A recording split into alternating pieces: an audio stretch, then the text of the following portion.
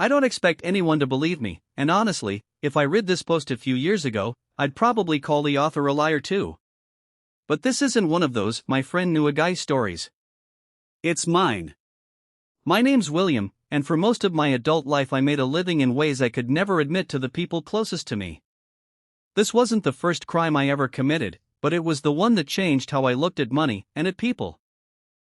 The strange part wasn't that someone lost everything in their bank account. It was that when they checked their statement, there wasn't a single transfer, withdrawal, or payment explaining where it had gone. As far as the records showed, nothing unusual had happened. That's exactly how I wanted it to look. At the time, I wasn't desperate. That's what still bothers me. I wasn't stealing to feed myself or pay rent. I already had enough to survive. What I wanted was the challenge. I'd spent years convincing myself I wasn't really hurting anyone, that banks had insurance, corporations wrote losses off, and everyone else was just playing the same game with nicer suits. The truth was uglier. I had become addicted to proving I could outsmart systems that everyone else trusted without question. Every successful job made me feel untouchable, smarter than the people who built those systems. That confidence would eventually become my biggest weakness. But I'm getting ahead of myself. It started with a conversation I overheard in a coffee shop. Two men in expensive business clothes were complaining about a wealthy client who insisted on checking his accounts several times a day because he trusted no one. They laughed about it. I didn't. The moment I heard that sentence, an idea started forming in my head, one that would take weeks to become something real. Looking back, I should have walked away right then. Instead, I finished my coffee, memorized every detail I could, and began planning the most complicated crime I'd ever attempted. After that coffee shop conversation, I couldn't get the idea out of my head. It wasn't really about the wealthy client anymore. It became an obsession with testing whether the confidence people placed in financial systems could be shaken. I spent days convincing myself I was just satisfying my curiosity, but deep down I knew I was searching for another excuse to cross a line. That's how I'd always operated. Every crime began with a harmless-sounding justification until it stopped sounding harmless at all. I became patient, something I had never been in my early years. Instead of rushing toward the opportunity, I watched, listened, and took notes about routines, habits, and the little details people ignored. The more I observed, the more I realized that technology wasn't the weakest link people were. They trusted familiar faces, familiar voices, and familiar patterns without questioning them. By then, my notebook was filling up with observations, but I deliberately avoided rushing into anything. That wasn't discipline, it was fear disguised as patience. I'd made impulsive mistakes before, and they had nearly cost me everything. This time I kept telling myself that if I thought through every possibility, nothing could go wrong. It's amazing how easily your own mind can become your accomplice. I built a story in my head where I wasn't stealing from a real person. I pictured an arrogant millionaire who would barely notice a loss, even though I knew that was just a convenient fantasy. When you start stripping away someone's humanity, crossing moral lines becomes disturbingly easy. Friends noticed I had become distant. I blamed work, canceled plans, and ignored calls. The truth was that I was consumed by the fantasy of pulling off the perfect crime. Every quiet evening alone made me more confident, and every ounce of confidence pushed me farther away from the person I used to be.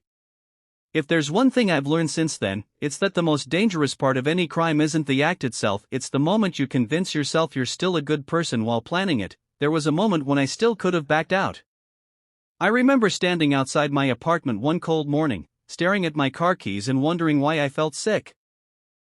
My instincts were trying to tell me something my ego refused to hear. Instead of listening, I treated the anxiety like proof that I was about to do something important. By then, my preparation wasn't about logistics anymore. It was about convincing myself that the outcome justified whatever happened next. I rehearsed conversations in my head, imagined innocent explanations for awkward questions, and practiced looking calm even when my heart was racing. I wasn't preparing to outsmart a system. I was preparing to lie to everyone around me, including myself. The strangest part was how normal life continued. People laughed at work, neighbors walked their dogs, and friends invited me out for drinks. Meanwhile, I carried this secret that grew heavier every day. Once I realized I was arranging my entire life around a crime, I knew I'd already crossed a line, even though nothing illegal had happened yet. There was no excitement left. Only the feeling that I was walking towards something I couldn't undo. The day finally arrived, and it felt strangely ordinary. I'd imagined dramatic music, shaking hands, some unmistakable sign that I was about to alter someone else's life. Instead, the morning was quiet. People hurried through their routines, smiling at strangers, checking their phones, completely unaware that I had already decided to betray every value I claimed to have. When I committed the crime, the reality was nothing like the fantasy I'd replayed in my head for weeks. There was no rush of triumph, no instant feeling of victory. Just an overwhelming awareness that there was no undo button. Every passing minute made me more conscious that someone, somewhere, would eventually discover something was terribly wrong. I kept expecting alarms, accusations, or a call that would expose me immediately. None came. The silence was almost worse than being caught. It left me alone with my own thoughts, wondering whether I'd really gotten away with it or whether I was simply living in the brief calm before everything collapsed. For the first time in years, I felt less like a mastermind and more like a man waiting for consequences. The silence didn't last as long as I expected. A couple of days later, I overheard people talking about a customer whose bank account had somehow been emptied. The strangest part, they said, was that there were no obvious transactions explaining where the money had gone. Everyone had a theory. Some blamed the bank, others insisted it had to be a computer glitch. Nobody imagined that a real person was sitting a few feet away, pretending to be just as confused. I kept my expression neutral, nodded at the right moments, even joked about how scary modern technology had become. Inside, though, my pulse was pounding so hard I thought someone would notice. Every phone notification made me flinch. Every unfamiliar face looked like an investigator. Sleep became almost impossible because my mind replayed the same question over and over. Had I missed something? That's the thing nobody tells you about getting away with a crime. If you do, your own imagination often becomes the prison. I wasn't celebrating. I was waiting for the knock on the door that, in my mind, felt inevitable. Within a week, the incident had become the biggest topic in the office. Someone claimed the account holder had spent hours arguing with the bank because every record looked normal. Another person insisted it had to be an internal error that nobody wanted to admit. I listened to every rumor without adding much, careful not to seem too interested. Ironically, pretending to be bored took more effort than joining the conversation. The victim's frustration stuck with me more than I expected. I never met them, but hearing people describe the disbelief in their voice made everything feel painfully real. This wasn't an abstract puzzle anymore. Somewhere, someone was trying to prove they hadn't imagined losing their savings, while everyone around them searched for a logical explanation. That night, I caught myself rehearsing what I would say if the police ever questioned me. I wasn't answering real investigators, I was arguing with imaginary ones in my own head. That's when I realized the crime hadn't ended the day I committed it. It had simply changed forms, becoming a constant companion I carried everywhere. I thought the hardest part would be living with the fear of getting caught. I was wrong. The hardest part was watching the story grow beyond my control. Every day brought a new rumor, a new theory, and none of them matched reality. Friends debated whether the bank would reimburse the money. Others insisted the account owner must be hiding something.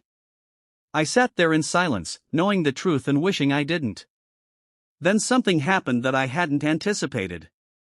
Someone close to the victim started asking questions around town, trying to piece together anything unusual that had happened before the money disappeared. It wasn't an investigation in the legal sense, just a desperate person refusing to accept that the loss was a mystery. That determination unsettled me more than I cared to admit. It reminded me there were real lives behind every decision I'd made. I stopped sleeping well, jumped whenever my phone rang, and avoided crowded places. The crime itself had taken only a short time. Living with it was becoming an endless sentence, one I had imposed on myself long before anyone else had the chance. By then, I had become an expert at pretending everything was fine. I showed up to work on time, laughed at the right jokes, and answered the usual questions about my weekend. On the outside, nothing had changed. Inside, every ordinary conversation felt like an interrogation.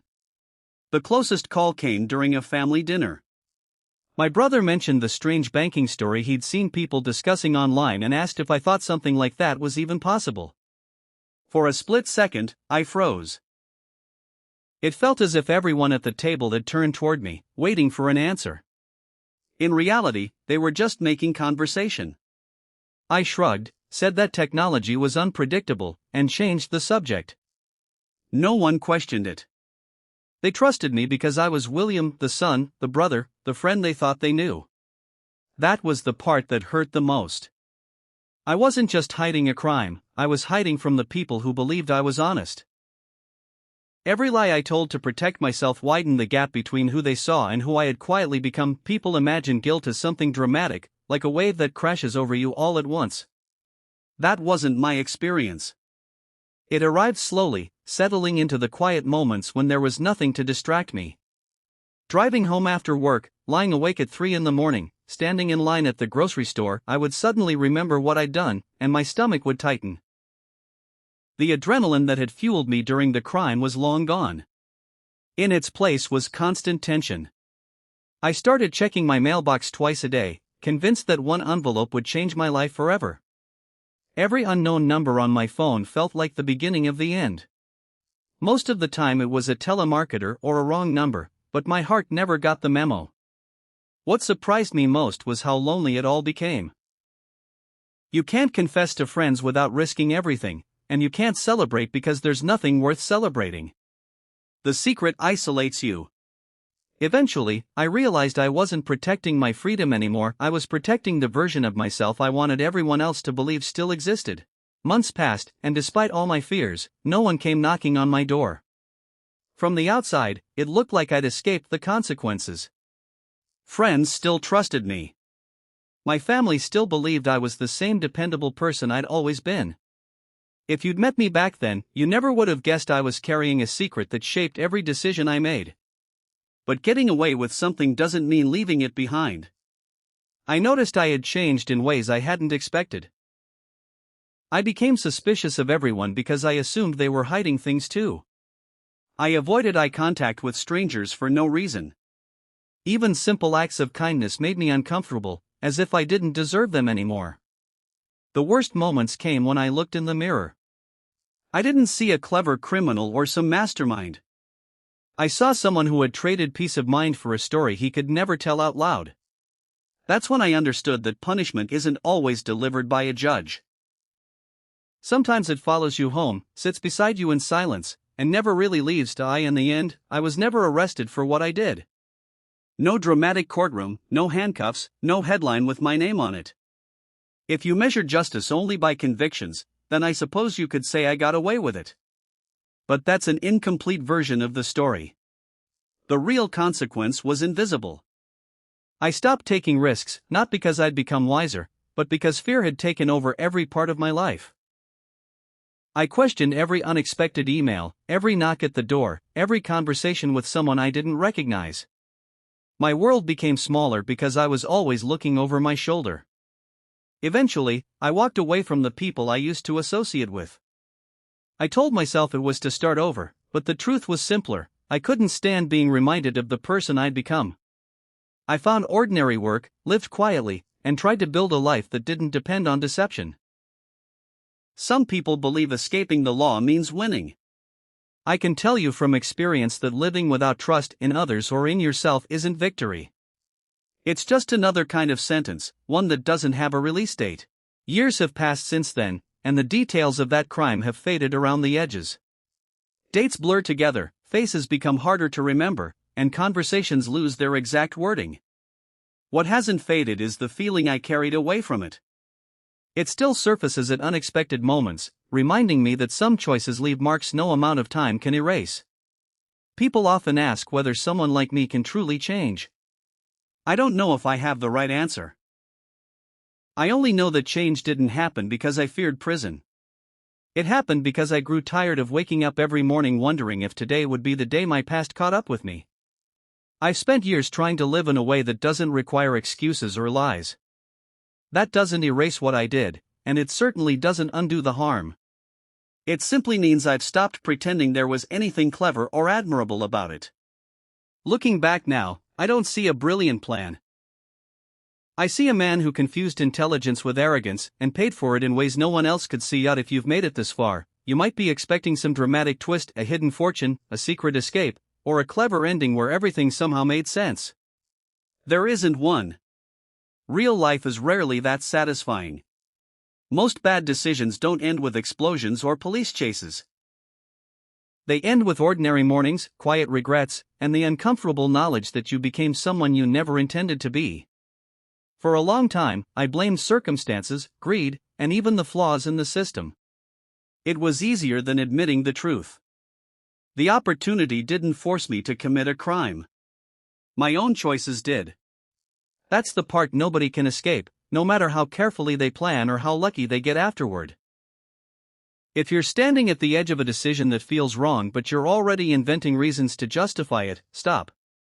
Walk away while you still can. Pride has a strange way of disguising itself as confidence, and once you mistake one for the other, every step afterward becomes easier and every consequence becomes harder to live with.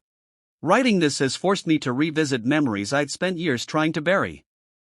I still don't expect sympathy, and I'm not asking for forgiveness. The person who suffered because of my choices deserved better than the excuses I told myself back then. If there's any reason I'm sharing this now, it's because I hope someone recognizes the warning signs in themselves before making the same mistake. Crime has a way of disguising itself as opportunity. At first, it feels like a shortcut, a challenge, or a chance to prove you're smarter than everyone else. Eventually, the illusion falls apart, and you're left with something much heavier than the reward you chased. You carry the knowledge that one selfish decision can echo through other people's lives in ways you'll never fully understand. I was never the hero of this story. I was simply a man who made a terrible choice and spent years learning that escaping consequences isn't the same as escaping yourself. If my story has any value, let it be this: don't confuse being able to cross a line with having a good reason to cross it. Some victories cost far more than they're worth.